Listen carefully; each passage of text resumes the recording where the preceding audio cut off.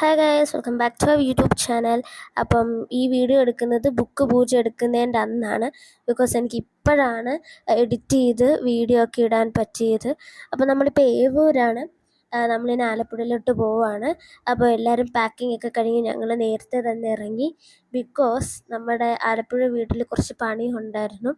അപ്പോൾ അതിന് വേണ്ടി ഞങ്ങൾ നേരത്തെ തന്നെ ഇറങ്ങി. രാവിലെ ഇറങ്ങിയപ്പോൾ നല്ല വെയിലും നല്ല അന്തരീക്ഷമായിരുന്നു. പക്ഷെ കുറച്ച് കഴിഞ്ഞപ്പോൾ ഭയങ്കര കാർമേഘം അടിഞ്ഞുകൂടി ഭയങ്കര മഴ പൊടിക്കുന്നുണ്ടായിരുന്നു. ബട്ട് സീനില്ലായിരുന്നു. അതിൻ്റെ ഇടയ്ക്ക് നീലൻ ഭയങ്കര ഉറക്കക്ഷീണമായിരുന്നു. ഞങ്ങൾ അമ്പലത്തിലൊക്കെ പോയിട്ട് രാവിലെ വന്നപ്പോൾ നീലൻ കിടന്നുറങ്ങുമായിരുന്നു. അപ്പോൾ അവനെ എണീറ്റൊക്കെ നേരത്തെയാണല്ലോ, എണീറ്റൊക്കെ വരുമ്പം ആൾക്ക് ഇത്തിരി ഉറക്കക്ഷീണം ഉണ്ടാവും.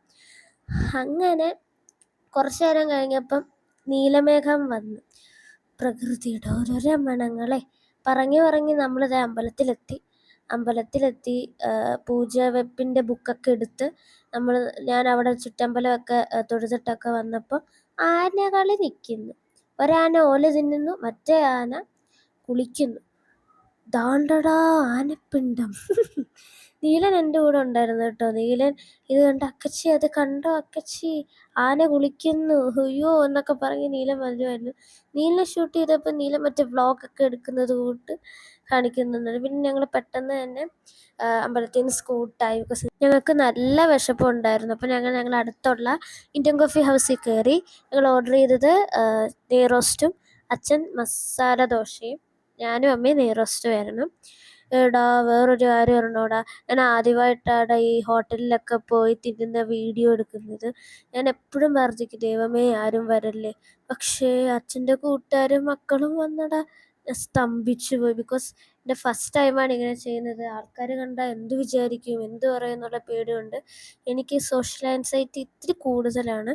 എനിക്ക് അതുകൊണ്ട് ഭയങ്കര പേടിയാണ്.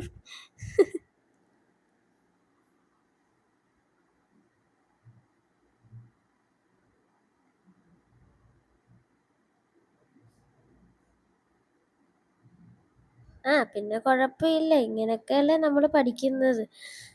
ഇപ്പം ഇത് കണ്ടത് എനിക്കൊരു ഐസ്ക്രീം വേണമെന്നായിരുന്നു. ഐസ്ക്രീം തിന്നത് പിറ്റേ ദിവസം നല്ല ചുമയും ശ്വാസം മുട്ടലും എനിക്ക് പിടിച്ച്.